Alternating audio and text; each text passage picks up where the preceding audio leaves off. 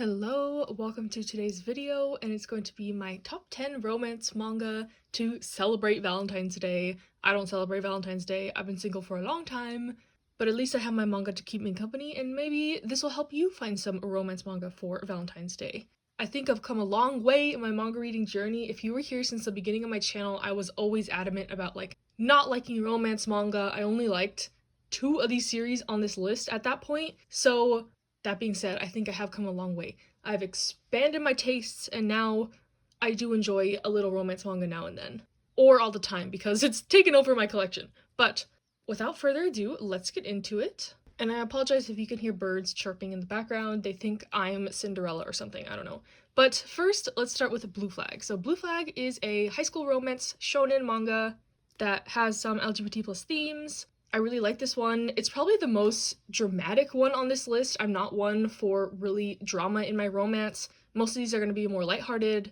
But Blue Flag definitely brings on the drama, but I think it's done really well. A lot of the themes are handled very tastefully. I like all the characters. And you can also read this one on the Shonen Jump app. You don't even have to buy the physicals for it. And I think this is a solid entry. I gave it an 8 out of 10. The ending is controversial, but I didn't mind it. And I highly recommend. It's only 8 volumes, so not too long. And especially the beginning part of the story I thought was really powerful.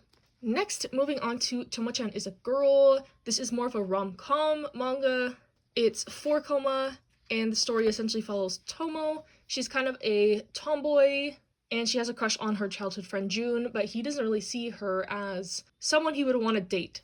She's more of one of the guys, one of the bros. So the manga is about her trying to present herself in a way to catch his attention, like dressing up more girly, putting on makeup, doing her hair, but he's also not very receptive to that. So at its core, this is just a really funny manga. You're rooting for the main character, and this one has a nice conclusion. It's also a pretty short one, another 8-volume one. Next, we have a girls' love series, Bloom Into You.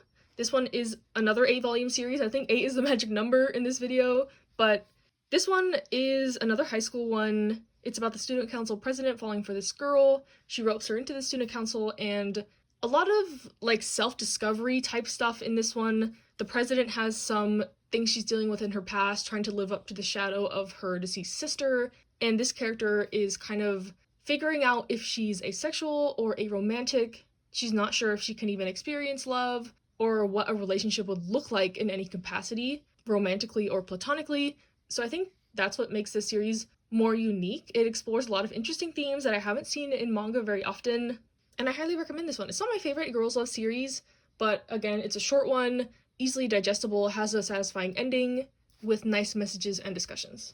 And moving on to my favorite girls' love series, the Kase-san series. So this one, unlike Bloom Into You, is more of a strictly fluffy, cute romance. This is another high school one. This girl is on the track team. She's super outgoing, super bubbly, has tons of friends. And this girl is more shy and quiet. She's in the horticulture club. And that's the dynamic they have, kind of shy girl, more outgoing girl. So very basic, very tropey, but this is just really well done, very cute, gives you butterflies in your stomach type vibes. All the conflict is resolved within that chapter or that volume. I will say the art is a bit rough in the beginning, but it does progress. The story goes up until they're in college and it's ongoing. So they're not stuck in high school forever, and I think the story progresses really nice one. So yes, this is my favorite girls' love series. Highly recommend if you want something just cute and fluffy. Next, we have the first shoujo manga on this list, My Love Story. This is one I've talked about a lot. It used to be nearer to the top of my list, but I've just read so much good stuff that it got bumped down, but still a great series regardless. It's about kind of a not stereotypically handsome guy. He's kind of big, kind of muscular, and he saves this girl from being molested on the train, and she falls in love. They get together quite quickly in this series, and then the rest of it is kind of navigating their first relationships, first loves. A little bit of drama sprinkled in. The best character is the main guy's best friend, Suna. He has to put up with all their antics. He's kind of like the straight man. Seeing his friends be in this ultra lovey-dovey first love situation, you know, the honeymoon phase, and he's just sitting here y'all are ridiculous. So yeah, My Love Story, love it. If you want a lot of comedy in a shoujo manga, definitely go with this one. I love it a lot. Next, we have Wojikoi, another one I've talked about on my channel a lot. It's a office romance between otakus. Some of them like video games, some of them like cosplay. The main girl is a fujoshi.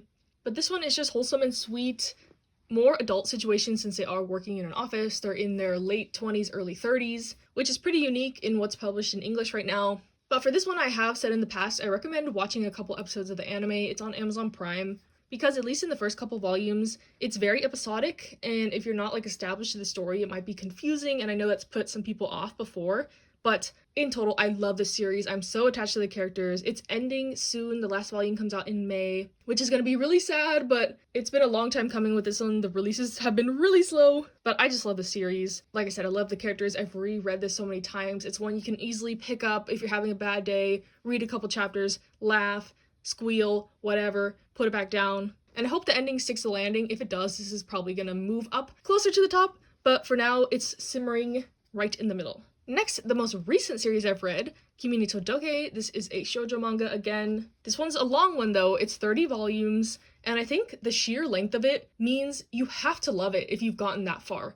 If you read all 30 volumes of this, that means you have to like it, you know? It's a cute, fluffy romance, there's the basic drama, all the high school stuff, the festival, the trip, yada yada, which doesn't make it sound enticing, but this does everything correct. Nothing weird, nothing creepy, the characters are amazing, most of the side characters are what makes this story. Like, their friend group is just immaculate, I love all their relationships, I love their characters. The main couple's romance is cute and sweet, kind of a slow burn, takes them a while to get into the swing of things, but the payoff is amazing. I never found it getting slow, even though it is quite long. Every 10 volumes or so, they move up a grade. So it follows them all through high school, and then the ending is kind of them going to college and figuring out the future and stuff. But overall, love this series.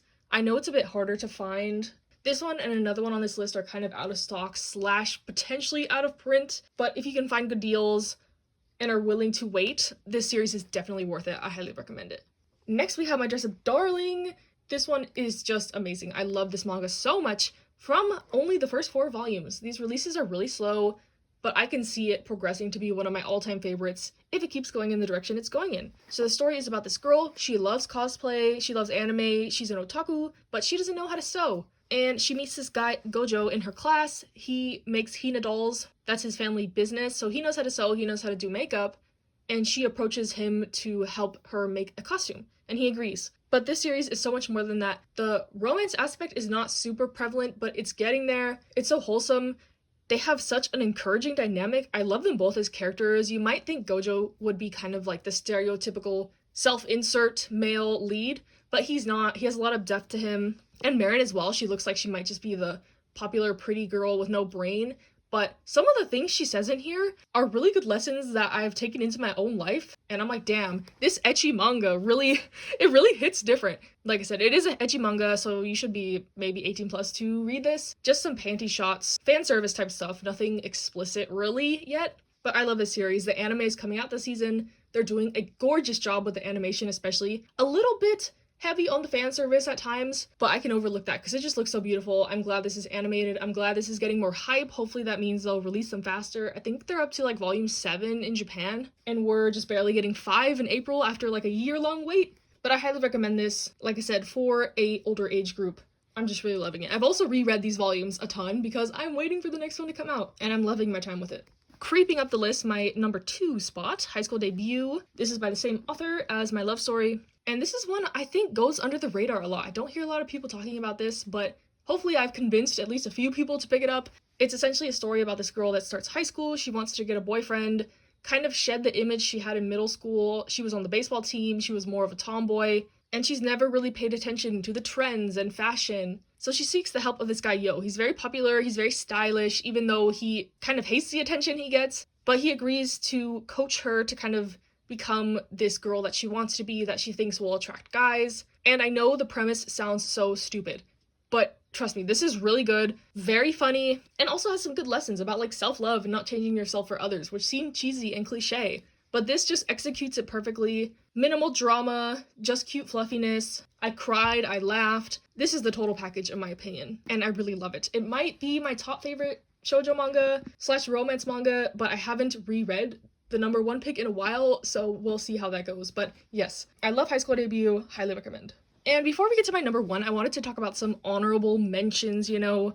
First, Our Dining Table. I put this here since this is a one-shot, it's only 1 volume, but this is amazing. It's a boys love series. I always recommend it for people who want to get into boys love. It's not super romantic, just more wholesome slice of life, friendship vibes. It's about this office worker guy who always makes his own lunch, and he befriends these brothers, and it centers around them cooking together and having meals. And it is the most wholesome, cute, satisfying one volume I've probably ever read. I highly recommend this. It should be easily available, and it's only one volume, so it won't break the bank, and it's not a super time commitment, you know.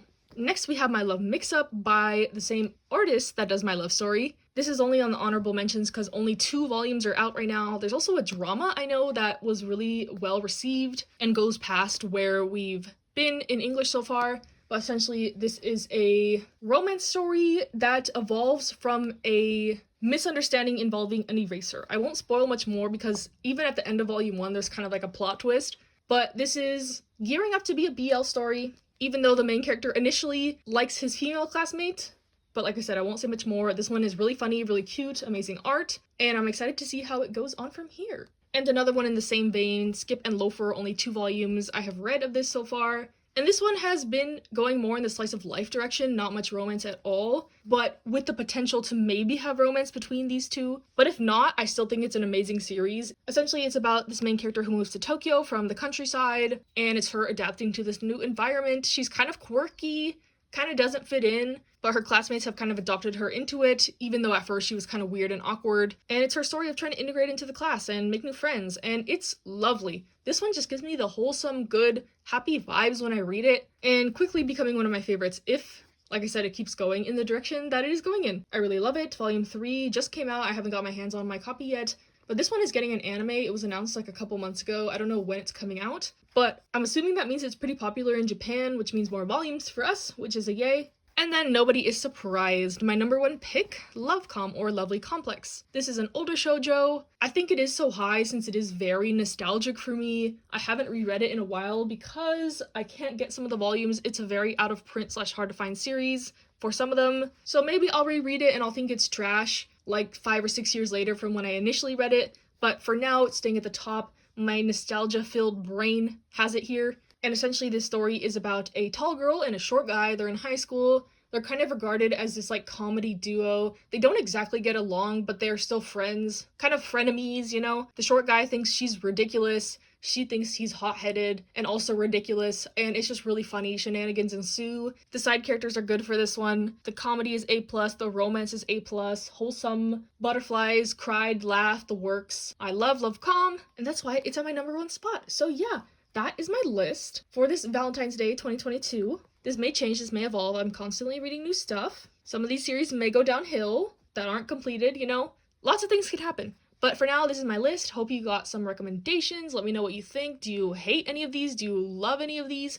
Do you have any other recommendations? Obviously, this is not all the romance manga I've read. I had to make some harsh decisions. Some of them didn't make the cut, you know? So yeah, thank you for watching. Stay happy, stay safe, stay healthy, and I'll see you next time.